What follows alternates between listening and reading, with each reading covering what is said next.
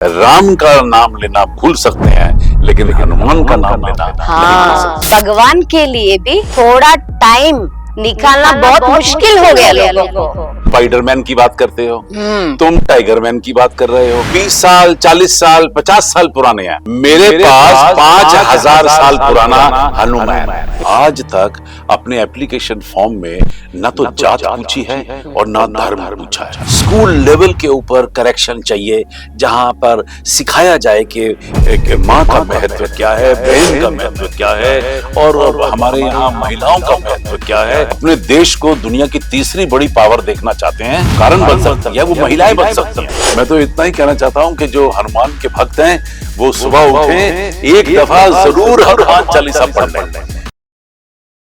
जय हनुमान, वंदे भारत। मैं हूँ साध्वी श्वेता रेड्डी, फाउंडर प्रेसिडेंट हनुमान सेवा trust, founder chairman Hanuman news new Delhi. आज मेरे साथ एक स्पेशल पर्सन है, इसके बारे में मैं क्या बोलूं। He is a multitasker. He is with full of energy. He is with full of spirituality. He is with full of ideology. He is been role model for so many people in the media sector and also in the movie sector and also in the commercial platform. आजकल हम society में बहुत लोगों को देख रहे हैं। कुछ लोग पॉलिटिक्स में बिजी हैं, कुछ लोग बिजनेस में बिजी है, कुछ लोग सिनेमा में बिजी है, कुछ लोग और कुछ चीजों में बिजी है। इस बिजी सोसाइटी, बिजी जनरेशन में, 5G Z जनरेशन में भगवान के लिए भी थोड़ा टाइम निकालना बहुत मुश्किल हो गया लोगों को। जिन लोगों को पकड़ना चाहती हूँ और इधर बिठाना चाहती हूँ, वैसा लोग में एक है ये व्यक्ति। He is none other than Sandeep Marwaji, the chairperson and the director for Asian Academy of Film and Television and many companies. And also he is popularly known as Bollywood producer. मारवा जी का journey कैसा चल रहा है, मारवा जी का life में क्या क्या हो रहा है, मारवा जी का पर्सनल और करियर में क्या चल रहा है, इस चीजें के बारे में, प्लस हनुमान जी के बारे में, स्पिरिचुअलिटी और जो करंट अफेयर्स होता है इसके बारे में भी बात करना चाहती हूँ। मारवा जी, जय हनुमान। जय Hanuman. And thank you so much for giving me your valuable time for the sake of me and also for the sake of our Hanuman. जब आपने हनुमान जी का नाम ले लिया तो मैं तो सरेंडर कर गया। इसके बाद कुछ और बचता ही नहीं है। और जय हनुमान ज्ञान गुण सागर, जय कपीस तियों लोक उजागर, रामदूत अतुलित बल धामा, अंजनी पुत्र पवन सुत नामा, महावीर विक्रम बजरंगी। जितना पूरा पाठ पढ़ूंगा तो yes, पूरा yes, आपका yes, yes, yes. कुछ लोग ये तो ये भी नहीं पढ़ सकते। Yeah. What you like in Hanuman? See, the most important thing in Hanuman ji is the selfless service. And this is what I have learned throughout my school and college. I've been a part of Scouts and Guide. I've been a part of NCC. I've been a part of so many other social organizations. And you can only achieve success if you have a feeling to express to the people that I'm here without any motive. और ये सबसे बड़ी अगर बात देखें तो हनुमान जी की ये सबसे बड़ी खासियत थी कि उन्होंने हर एक का भला किया है बिना किसी एक्सपेक्टेशन के। As you know that nowadays youth, Gen Z बोल रहे हैं, डिजिटल यूथ बोल रहे हैं, they are taking hero heroines as inspirations. When they go for gyms, they also take the inspiration Aamir Khan, Shahrukh Khan. So Hanuman ji के पास भी सिक्स पैक है, हनुमान जी को क्यों अभी यूथ इंस्पिरेशन नहीं ले रहे? ऐसा सोच आपका दिमाग में आ गया कभी? नहीं, अगर कोई रास्ते से भटक रहा है तो हम उसको रास्ते पे लाने की कोशिश करते हैं। ये कोशिश आप स्टूडेंट्स के बारे में कर रहे हैं क्या? बिल्कुल कर रहे हैं। मुझे तो आपने वो बात याद दिला दी। एक दिन इसी तरह चर्चा चल रही थी तो हनुमान जी पे बात आ गई। तब मैंने उनको समझाया, जिनको ज्ञान नहीं था, जिनको अकल नहीं थी, उनको मैंने बोला कि तुम स्पाइडरमैन की बात करते हो, तुम टाइगरमैन की बात कर रहे हो, कभी तुम ही मैन की बात कर रहे हो। मैंने कहा ये सब जो है, पोकीमैन भी आ गया। नहीं, ये जो है ये 20 साल 40 साल 50 साल पुराने हैं। मेरे पास 5000 साल पुराना हनुमान है। तब लोगों की अकल आई कि भाई ये तो कैरेक्टर जो है इसको भी पढ़ना चाहिए, समझना चाहिए, सुनना चाहिए। तो अच्छा लगा कि वहां से स्टूडेंट्स ने वो सारे जितने मैन बने हुए थे अमेरिकन टॉयज कंपनी के, उसको छोड़कर अनफॉर्चुनेटली रियल इम्पोर्टेड फिगर्स को इंपोर्ट कर रहे हैं हमारा यूथ। अभी एएफटी में आप कोई कोशिश करें कि हनुमान का सब्जेक्ट्स इंट्रोड्यूस करने के लिए, हनुमान चालीसा को ट्रेन करने के लिए। मैंने कई बार, बल्कि मैं कभी कभी खुद भी क्लास लेता हूँ, और जबकि कोई चांसलर किसी यूनिवर्सिटी का क्लास नहीं लेता है। डायरेक्टर मैं आज से 30 साल पहले था, 14 साल पहले मैं वाइस चांसलर था, मुझे 14 साल लगे चांसलर बनने में। तो मैंने कहा मैं यहाँ थोड़ा सा आपको करेक्ट कर दूं, और एएफटी जो है वो खुद एक यूनिवर्सिटी बन चुकी है। मैंने हर बार कोशिश की, और कई बार जब जब भी मैं क्लासेस के अंदर चेकिंग, रीचेकिंग या भाषण देने के लिए भी कभी निकलता हूँ, तो मैं जरूर पूछ लेता हूँ कितने बच्चों को हनुमान चालीसा आती है। Oh great. और मैं आपको सच बता रहा हूँ कि हमारे यहाँ के बच्चों को शायद सबसे ज्यादा हनुमान चालीसा आती है। आप हाथ खड़ा करवाइए, 70% बच्चा जो है उसे हनुमान चालीसा याद है, और जिन्हें नहीं याद होती उन्हें हम याद करवा देते। बहुत बहुत बढ़िया।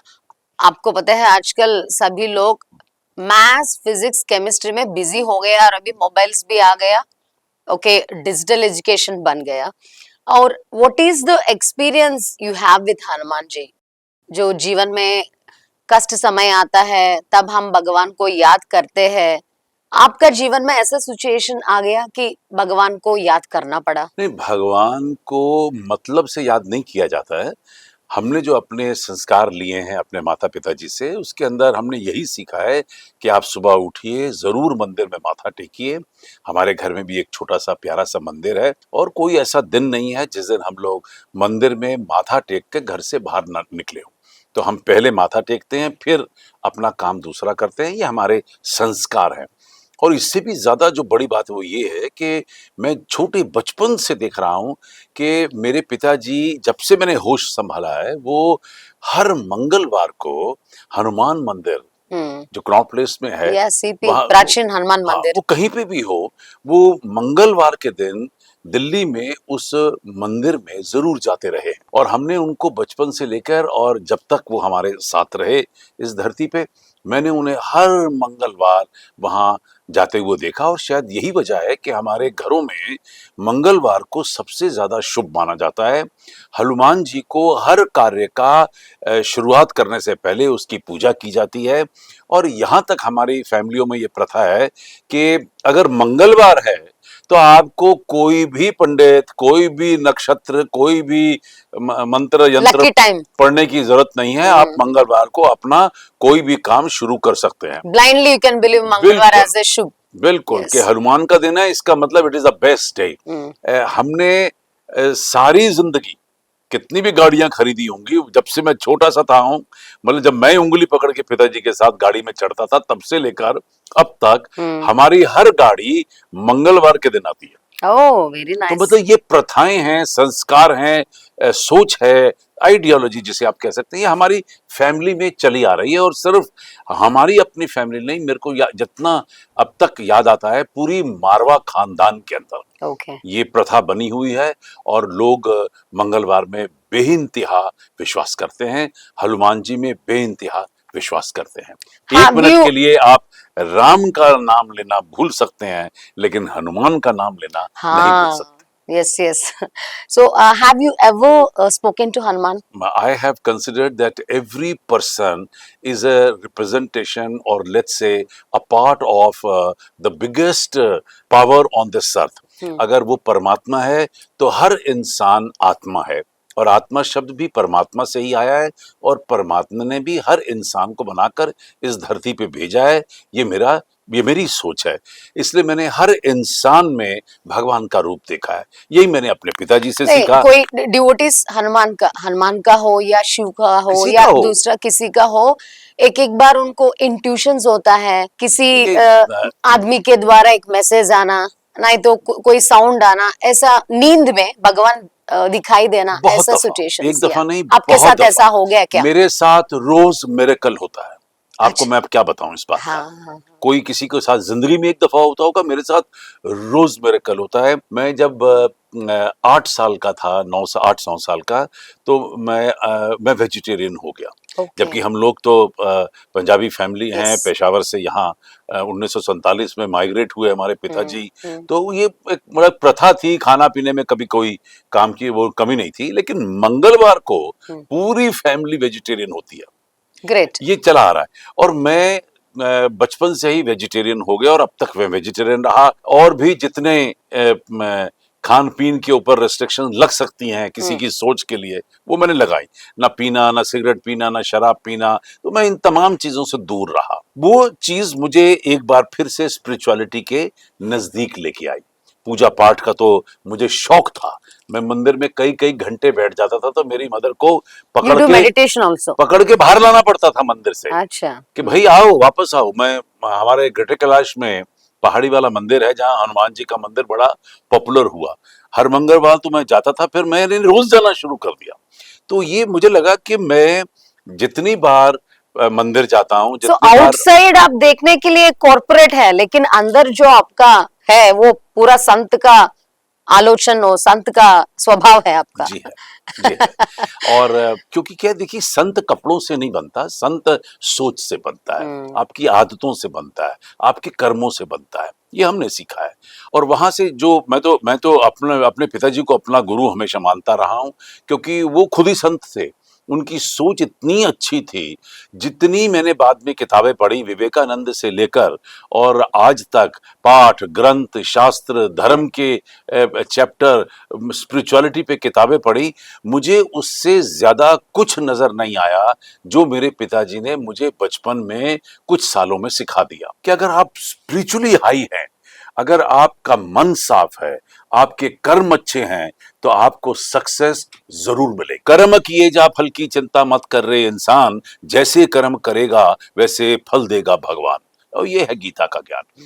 मुझे आप कह रहे हैं, मेरे साथ तो मिरेकल ये होता है कि मैं सोचता हूं कि मुझे आज उसको मिलना है, और मेरे सेक्रेटरी का बाहर से फोन आ जाता है कि Great. सर वो आए हुए हैं। Oh great. कहां से पता चला, किसने बताया? ये टेलीपैथी जो है, ये जो पावर होती है, पावर ऑफ पॉजिटिव थिंकिंग से आती है। और अगर आप में विश्वास है, परमात्मा में विश्वास है, आपके कर्म साफ हैं, नियत साफ है, ये आपके साथ रोज मिरेकल होंगे। ये एक मैंने छोटा सा उदाहरण दिया। बहुत लोग बोलते कि हम हर रोज पूरा पूजा कर रहे हैं, हम हर रोज हनुमान चालीसा पढ़ रहे हैं, हम हर रोज सब कर रहे हैं, लेकिन हमारे पास सक्सेस नहीं आ रहा है। सक्सेस आने के लिए भगवान का ब्लेसिंग्स होना है, बस ब्लेसिंग्स होने के लिए हम साफ रहना है, दिल से दिमाग से। ये चीज भूल रहे लोग। पूजा पाठ जो है वो रोज का आपकी स्पिरिचुअलिटी का, आपके अच्छे कर्मों को करने का द्वार होता है। पूजा से जादू नहीं होने वाला है। हाँ। पूजा जो है वो आपको मेडिटेशन, पूजा ये आपको सुबह सबक सिखाती है कि आज के दिन भी मैं अच्छा काम करूंगा। ये मैं परमपिता परमेश्वर से प्रॉमिस करता हूं और उससे निवेदन करता हूं कि मुझे आशीर्वाद दे कि मैं कुछ आज अच्छे काम कर सकूं। उसके बाद आपको कर्म करने हैं। आप पूजा करके बिस्तर में लेटे रहेंगे तो कुछ जादू नहीं होने वाला। आपकी तरफ से भी एफर्ट्स करना पड़ता है। 100%। जहां तक आपने मुझे याद दिला दी, मैं तो जब छोटा था स्कूल के अंदर, और मैंने तो शुरू कर दिया था पूजा पाठ, मेडिटेशन, ये सब शुरू कर दिया था। विवेकानंद जैसा आप बचपन से ही स्पिरिचुअलिटी शुरू किया। तो वो I am imagining your future. नहीं, मुझे one day definitely you will turn into orange. मैंने इस बात को भी तोड़ा है कि सफेद या गेरुए कपड़े पहनने से ही आप संत नहीं कहलाते। हाँ।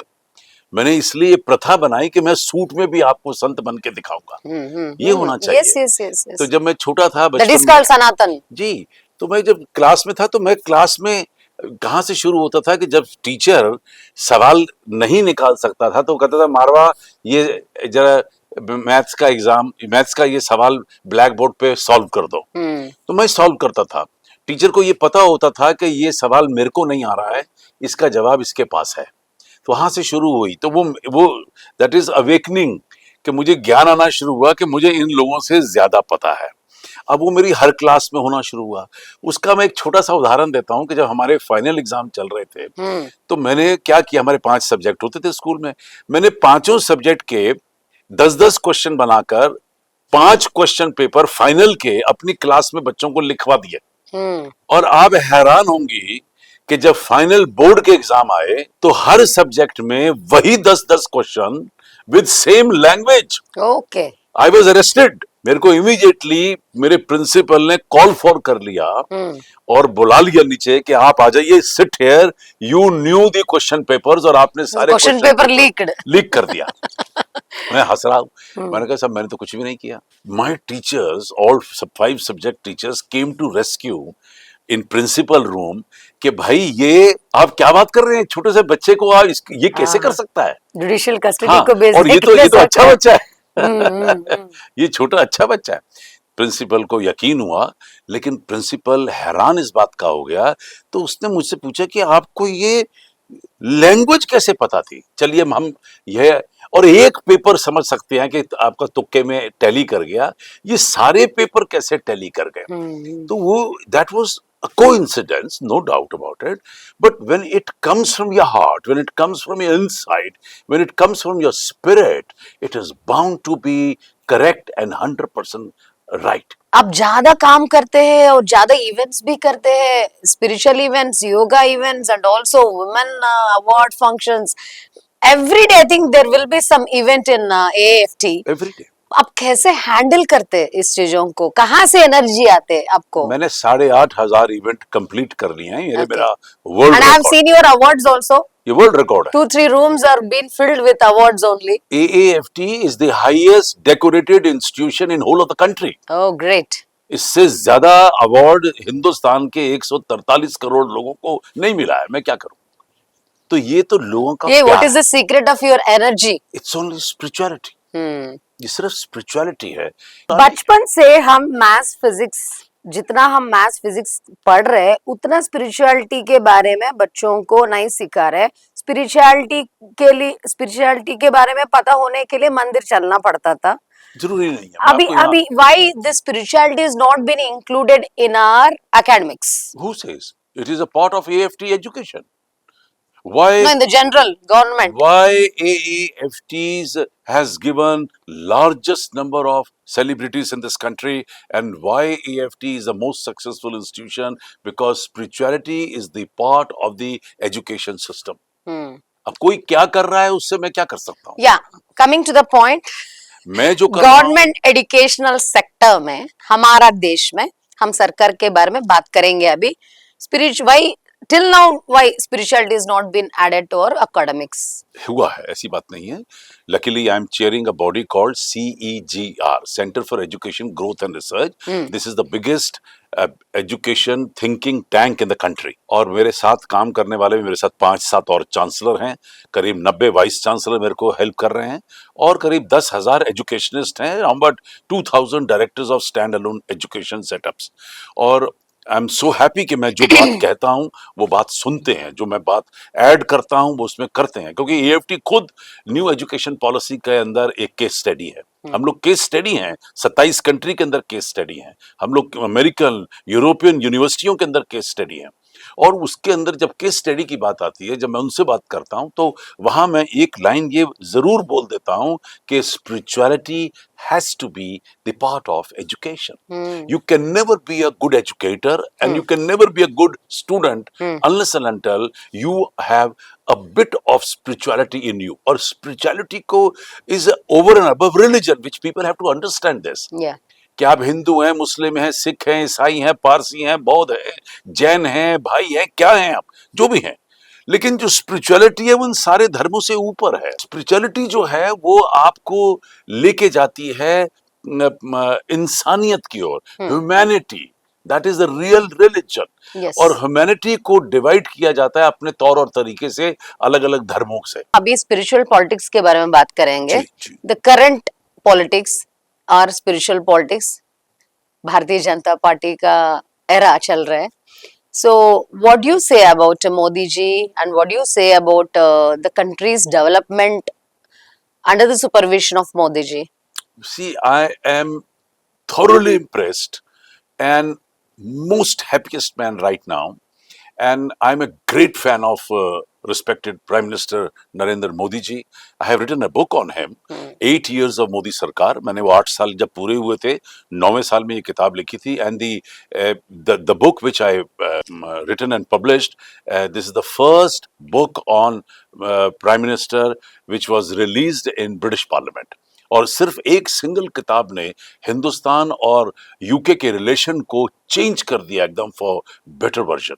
लोग हैरान हो गए थे वहां पर उनके मेंबर पार्लियामेंट्स कि हिंदुस्तान में इतना काम हुआ है और एक आदमी इतना काम करता है. अभी जर्मन चांसलर फेडरिक रिच के साथ अहमदाबाद गांधीनगर में भी काइट फेस्टिवल में हनुमान का काइट भी उड़ा दिया दोनों. और जर्मन यूनिवर्सिटी इंडिया में एस्टेब्लिश करने के लिए भी डील हो गया दोनों के बीच. सो how Modi ji is dealing with the outside countries? See, this is, first of all, let me tell you that this is the beautiful era of India where we are, we have seen a new light in the world. मैं तो बहुत विदेश जाता रहता हूँ और जहाँ भी जाता हूँ. And you are having good relationships with diplomats also? हाँ वो ठीक है, लेकिन पॉइंट ये कि जब मैं विदेश जाता हूँ और जब मैं अपना हिंदुस्तानी पासपोर्ट दिखाता हूँ तो उस हिंदुस्तानी पासपोर्ट की जो कीमत है आज वो कई वर्षों के बाद इतनी महत्वपूर्ण हो गई है, इतनी पावरफुल हो गई है. और जब आप इमिग्रेशन ऑफिसर को अपना इंडियन पासपोर्ट देते हैं तो उसके भी मुंह से निकलता है मोदी. तो उससे मतलब आप इससे ज्यादा आपको और क्या चाहिए. तो उस एक अकेले आदमी ने पूरे देश के हालात बदले, सोच बदली, देश को एक नए मकाम पे लाकर खड़ा किया और सारा देश खुश है, दुनिया खुश है. देखिए अगर खुश ना होते तो मोदी साहब ये 27 अंतरराष्ट्रीय टॉप अवार्ड देश के लिए नहीं लाते. जो हाईएस्ट ऑनर्स दिए जा रहे हैं उनको अपने अपने देश के, क्योंकि अपने देशों में बैठ के भी लोग ये हैरान हो रहे हैं कि एक आदमी जो है किस तरीके से इंकलाब ला कर खड़ा कर सकता है और देश बदल सकता है. What do you think when you see the opposition comments like recently winter session parliament में भी कुछ अपोजिशन लेडी लीडर्स ने बोला एक चाय वाला एक चाय वाला एक चाय वाला एक चाय वाला चाय वाला एक सेंटिमेंट को क्यों हाईलाइट कर रहे हैं, ऐसा मोदी जी के बारे में भी बोल दिया है. what do you think when you listen to that kind of comments about Modi ji? सबसे बड़ी बात ये है कि पार्लियामेंट जो है वो सबसे महत्वपूर्ण ऑर्गेनाइजेशन होती है किसी भी देश की, और पार्लियामेंट की हर प्रोसीडिंग जो है वो पब्लिक होती है. देश भर में और दुनिया भर में उसकी चर्चा होती है, चाहे वो प्रिंट से हो, रेडियो से हो, टेलीविजन से हो या सोशल मीडिया से हो. तमीज और तहजीब के दायरे को रखना अत्यंत आवश्यक ही नहीं बल्कि अनिवार्य है. कोई हो, जब जो पार्लियामेंट के अंदर आ गया वो या तो मेंबर पार्लियामेंट है या विधानसभा के अंदर है तो एमएलए एमएलसी, इनको तो ये तो आइडल्स हैं, ये तो सोर्स ऑफ इंस्पिरेशन होने चाहिए पूरी जनता के लिए. आप मत भूलिए कि 143 करोड़ को 542 आदमी रिप्रेजेंट कर रहा है. आप तो देवता का रूप है आपके अंदर, और अगर आप अपना स्तर गिरा देंगे, तमीज और तहजीब के दायरे भूल जाएंगे, बात करने की तमीज नहीं अगर किसी को होगी, तो मैं समझता हूं देश क्या सीखेगा, आज का ये बच्चा क्या सीखेगा आपसे. तो मैं समझता हूं कि जब आप इतने बड़े दायरे पे हैं, 10-12 लाख 15 लाख लोगों को रिप्रेजेंट करते हैं, तो आपको अपनी नजाकत बना के रखनी है, वो पार्लियामेंट हो या वो पब्लिक फंक्शन हो या वो एक छोटी सी सभा. So what about the Gurukul concept? अभी मोदी जी प्लान कर रहे हैं गुरुकुल स्कूल्स को लाने के लिए. आपको पता है कॉर्पोरेट स्कूल्स है तो कॉर्पोरेट कोबरा जैसा हमारा खून पी रहे हैं. सो what do you say about the concept of Gurukul? आप हैरान होंगी, मुझे आपने बड़ी अच्छी बात याद दिला दी. जब मैंने यहाँ पर 1993 में एएफटी शुरू किया था, उन दिनों जो यूपी के चीफ मिनिस्टर और सेंटर में यूनियन मिनिस्टर भी रहे एनडी तिवारी साहब आए थे. अच्छा. और मुझे उनकी स्टेटमेंट याद आ गई, और जब वो इस एएफटी में आए और यहाँ पर उन्होंने 1-1.5 घंटा 2 घंटे बिताए होंगे, पूरा फंक्शन था, जब वो निकल रहे थे तो उनके मुंह से ये शब्द निकला कि मैं हैरान हूं कि एक फिल्म टेलीविजन मीडिया इंस्टीट्यूशन के अंदर यहाँ शिष्य गुरु का जो मैंने नाता देखा है, तो ये जो शिष्य गुरु परंपरा आपने अपनाई है ये आपको बहुत आगे लेके जाएगी. ये मेरे को एकदम बात उनकी याद आ गई। और हमने 93 से लेके अब तक आज 32-33वां साल शुरू हो रहा है और हम लोगों ने गुरु शिष्य परंपरा को यहाँ पाला है, यहाँ पाला है। हम कितने भी मॉडर्न हो जाएं, हाँ, हम कितने भी latest equipment, state of yes art yes equipment yes. Use कर लें, लेकिन हमारी जो सोच है वो वही रहेगी जो भारतीयता की अप्रोच है, जो हमारे भारत की अप्रोच है, उसको लेके हम आगे बढ़ रहे हैं। अभी हमारा जनरेशन सोच रहे है कि fashion is like being westernised, and हमारा जनरेशन भी इफेक्ट हो रहा है वेस्टर्नाइजेशन से। हम क्यों हमारा बच्चों को हमारा कल्चर, ट्रेडिशन और रूट्स के बारे में नहीं बोल रहे? इतना रहे ख्याल सताने के साथ साथ कि हम भी बदल रहे हैं जमाने के साथ साथ। समय बदलता है, लोग बदलते हैं, सोच बदलती है, युग बदलता है।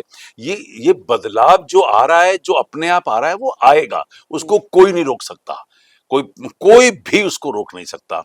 समझदारी तो ये होती है कि जो कल्चर घरों से शुरू होता है और स्कूल और कॉलेजों तक जाता है, वहां पर बच्चे की सोच ऐसी बनानी है कि भले ही आप मॉडर्न हो जाएं, उसकी हमें क्योंकि मॉडर्न नहीं होंगे तो फिर ये मॉडर्न टेक्निक्स नहीं आएंगी, आपको आज एआई पे नहीं मिलेंगे लोग। हम देखिए, यही तो खासियत है इस देश की कि हमारी सोच जो है वो आज भी पुरानी है, लेकिन हमारे जो कर्म है वो स्टेट ऑफ आर्ट है। पूरे दुनिया का आईटी सेक्टर हिंदुस्तान ने विजय पाई है। तो मैं जो यहाँ याद दिलाना चाह रहा हूँ आपको कि कपड़ों से फर्क नहीं पड़ता है, फर्क पड़ता है सिर्फ सोच से।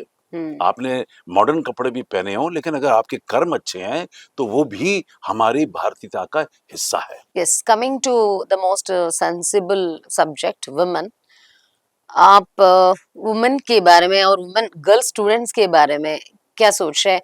फॉर एग्जाम्पल, सरकार, पिछले सरकार है तो गर्ल्स एंड वुमेन के लिए फ्री बस टिकट्स ऐसा प्रोवाइड किया। आपका कॉलेज और आपका इंस्टीट्यूट में गर्ल्स के लिए कोई स्पेशल फैसिलिटीज या अवेलेबिलिटीज क्रिएट किया? देखिए, हमने शुरू से जिस दिन से यहाँ पर सेफ्टी एंड सिक्योरिटी। जिस दिन से हमने इंस्टीट्यूशन शुरू किया है, हमने दो चीजों के ऊपर सबसे ज्यादा तवज्जो दिया है। नंबर वन कि हमने आज तक अपने एप्लीकेशन फॉर्म में ना तो जात पूछी है और ना धर्म पूछा है, क्योंकि जब एजुकेशन की बारी आती है ना उसमें धर्म की जरूरत होती है ना उसमें जात की जरूरत होती है।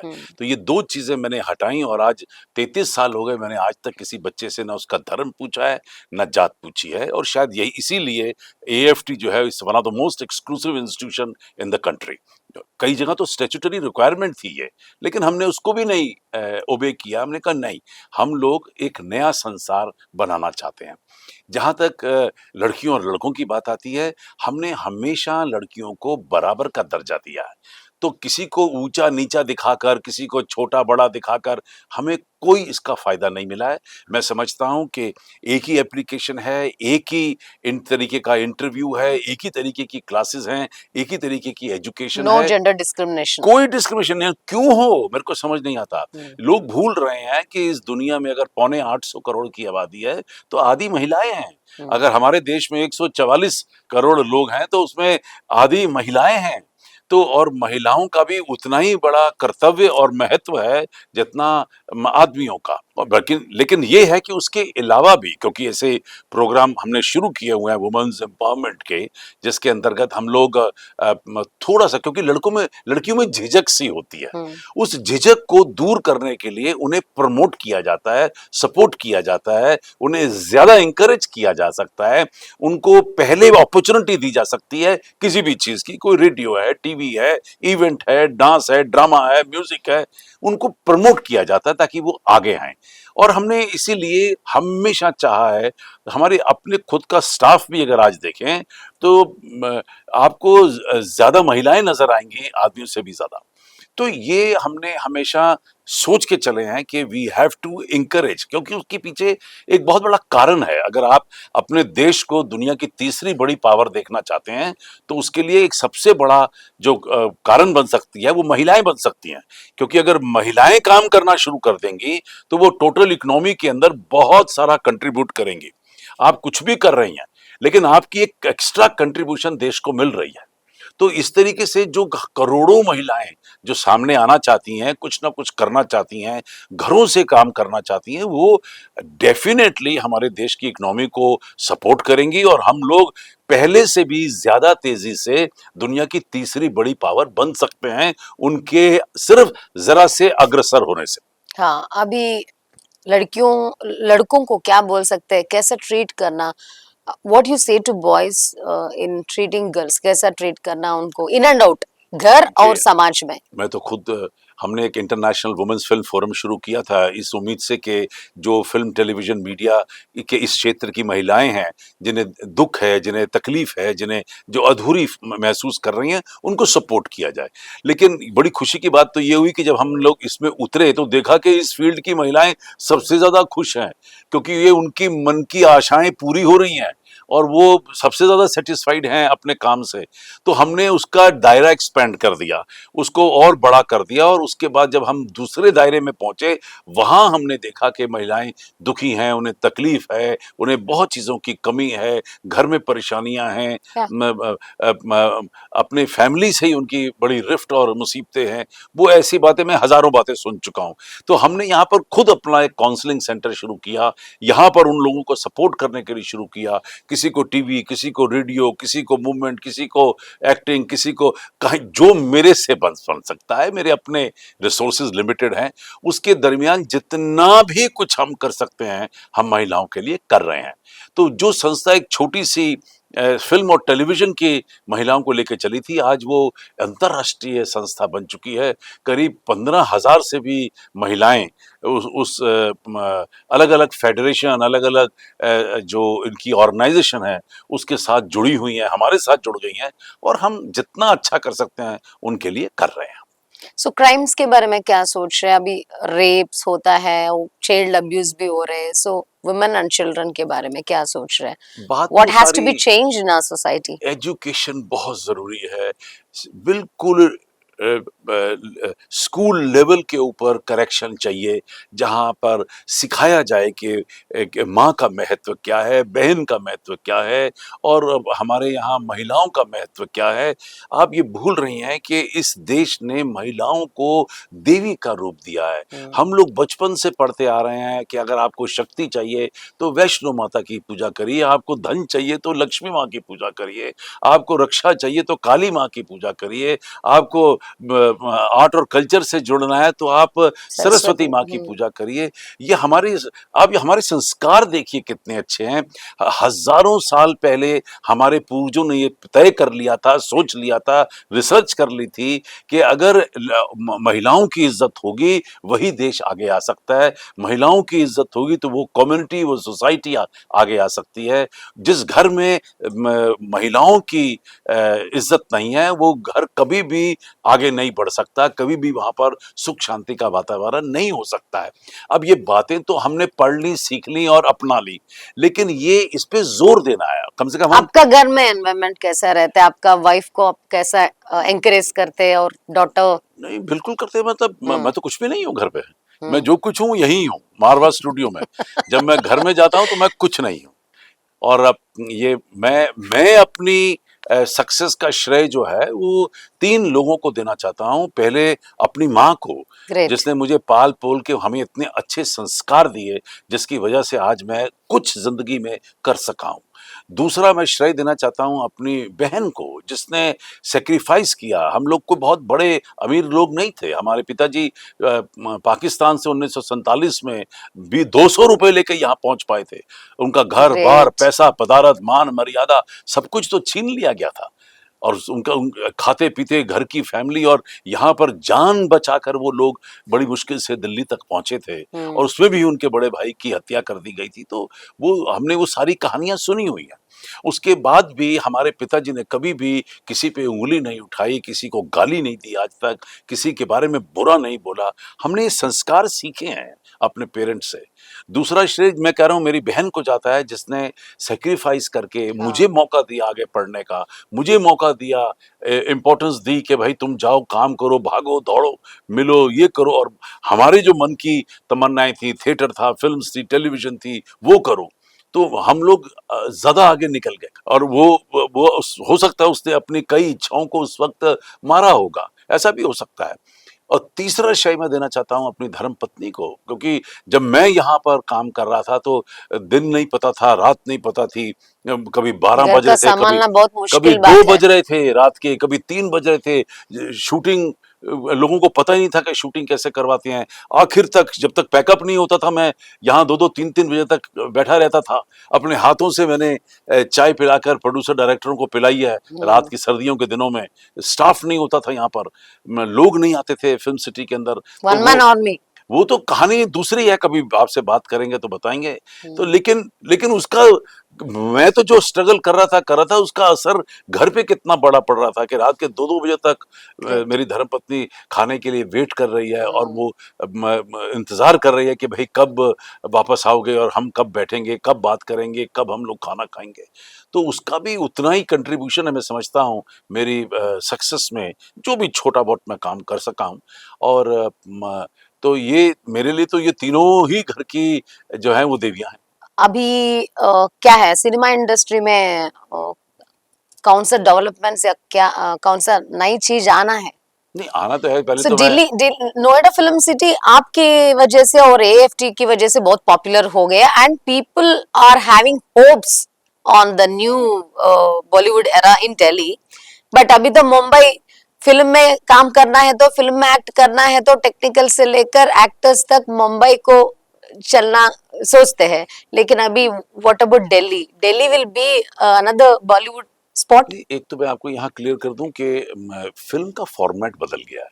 फीचर फिल्म जरूर सबसे ज्यादा आज भी प्रभावशाली है, सबसे ज्यादा इम्प्रेसिव होती है, सबसे ज्यादा देखी जाती है, लेकिन जितनी फिल्में बन रही हैं उससे कई ज्यादा काम जो है वो फिल्मों में, शॉर्ट फिल्म्स में हो रहा है, डॉक्यूमेंट्रीज में हो रहा है, होम मेड फिल्म्स में हो रहा है, यूट्यूब के लिए फिल्मों में हो रहा है, गाने बन रहे हैं। तो ये क्या है कि बम्बई जरूर आज भी फीचर फिल्मों के लिए पॉपुलर है, लेकिन 28 के 28 प्रदेश इस वक्त इतना काम कर रहे हैं सिनेमा के लिए जिसका कोई अंदाजा नहीं है। हम लोग 2000 फिल्में बनाते हैं 28 भाषाओं में। सबसे ज्यादा फिल्में हिंदी में बनती हैं, वो समझ आती है।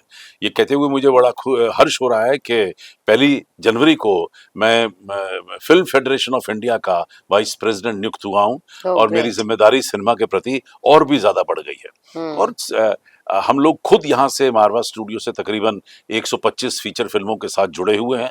और सबसे बड़ी बात तो ये है कि 1986 में जब मैंने ये फिल्म सिटी का सपना देखा था तो मैं पागल ही कहलाया था। फिर 87 में पास हुआ, 88 में अलॉटमेंट हुई, 91 में हमने उत्तर भारत का पहला फिल्म स्टूडियो खोला, और हम लोगों ने बेहतरीन और बहुत काम किया है, ऐसा नहीं कि नहीं किया है। और सबसे बड़ा जो नया एडिशन आपको बता दूं कि फिल्म सिटी पार्ट 2 आ रहा है। अच्छा। जेवर एयरपोर्ट के पास 230 एकड़ हमारी यूपी सरकार में आदरणीय चीफ मिनिस्टर ने 230 एकड़ सैंक्शन किया है, और अब पार्ट 2 फिल्म सिटी वहां पर आ रही है, क्योंकि यहाँ तो पार्किंग की भी अब जगह नहीं है। कुछ लोग बोलते हैं Delhi is place for judiciary and politics. Power का जगह है तो मूवीज का नहीं, जैसा हैदराबाद जैसा मुंबई वैसा नहीं होता। कुछ प्रोड्यूसर्स भी एक बार मुझसे बोला, मैम हम थे तो मुंबई को ज्यादा मिस करते हैं, जितना फास्ट टेक्निकल चीज स्पीड होता है उतना दिल्ली में नहीं होता फिल्म। सोच की बात है कि जिसको जितना बेचारे को पता है उसको उतना ही पता है। मैं तो अपने बारे में जरूर कह सकता हूं कि मैं यहाँ से तकरीबन 5000 टेलीविजन प्रोग्राम, 50 से भी ज्यादा चैनल के लिए, करीब 5000 ट्रेनिंग फिल्में, करीब 3600 शॉर्ट फिल्में, करीब 25,000 फिल्म मेकर को मैंने मौका दिया है, जो मेरे पास 120 मुल्कों से मेरे पास पहुंचे हैं। 145 कंट्री के 35,000 बच्चों को ट्रेंड कर कर फिल्म, टेलीविजन और मीडिया में मैंने देश भर और दुनिया भर में लोगों को दिए हैं। हम लोग 11 वर्ल्ड रिकॉर्ड बना चुके हैं। अब मुझे नहीं समझ आता कि इसके बाद और कौन सा काम करूं कि लोगों को ये यकीन हो कि फिल्म सिटी चल रही है। तो ये क्या है कि इट्स इग्नोरेंस। जब हम दिल्ली में होते हैं तो हमारा इंटरेस्ट पॉलिटिक्स की तरफ होता है, तो वो फिल्म वाला कॉलम पढ़ना भूल जाता है। हाँ, हाईलाइट होता है पॉलिटिक्स। हाँ, डजंट मैटर, उससे मेरे को फर्क नहीं पड़ने वाला। मैं अपना काम कर रहा हूं और हमने जितना काम कर लिया है। Anyways, AFT has become the landmark for Noida Film City now. No, we are case study in 27 countries of the world. We are case study in UCLA. We are case study in European universities. 90 देशों की सरकारों ने अगर आपको एक सरकार ambassador बना देती है तो बहुत होता है। 90 देशों की सरकारों ने हमें अपना कल्चर एम्बेसडर बनाया है।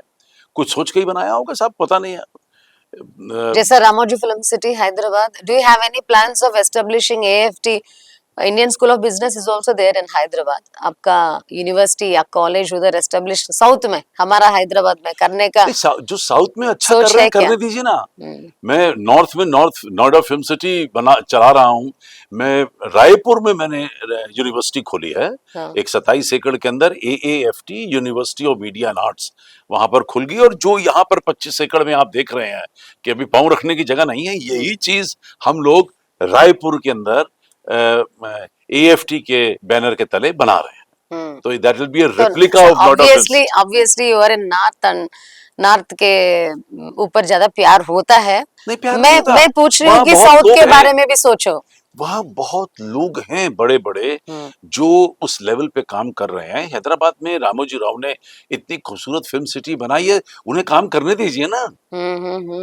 यस। हाँ। सो अभी finally what you want to tell to the viewers of Hanuman News? मैं तो इतना ही कहना चाहता हूँ कि जो हनुमान के भक्त हैं वो सुबह उठें, एक दफा जरूर हनुमान चालीसा पढ़ लें, क्योंकि जो ताकत हनुमान जी में है वो शायद किसी और देवी देवता में नहीं होती है। और एक दफा अगर आप हनुमान चालीसा पढ़ लेते हैं तो आप में एक नई शक्ति, एक नया जोश, एक नई लगन, एक नई उम्मीद जो है वो पैदा हो जाती है। और आप में काम करने का जो जो जज्बा है और जो लोगों के प्रति मोहब्बत है, अपने परमात्मा के प्रति जो मोहब्बत है, वो कई गुना बढ़ जाती है। बहुत बढ़िया। मारवा जी ने बहुत चीजों के बारे में बात किया, बहुत समय भी दे दिया हमको हनुमान न्यूज़ के लिए। उनका बिजी स्केड्यूल में भी थोड़ा सा समय निकाल दिया हमारे लिए। पॉलिटिक्स के बारे में, करंट अफेयर्स के बारे में, आर्टिफिशियल इंटेलिजेंस के बारे में और बिजनेस के बारे में, एएफटी के बारे में, वुमेन सेफ्टी के बारे में, हमारा देश, स्पिरिचुअलिटी, सनातन धर्म, बहुत चीजों के बारे में। मैं ये सोचती हूँ कि he is an encyclopedia, Wikipedia भी बोल सकती हूँ मैं। एक आदमी में इतना डायमेंशंस में पहली बार देख रही हूँ। So no doubt about it, he is the man with abundant energy like Hanuman. मैं ही सोचती हूँ हर इंसान में हनुमान होते हैं जब उनका सोच अच्छा है। पहली बार मैं हनुमान जैसा आदमी को अभी देख रही हूँ मारवा जी की रूप में। बहुत खुशी हूँ and I thoroughly enjoyed this episode. We'll meet with another episode. जय हनुमान, वंदे भारत। जय हनुमान।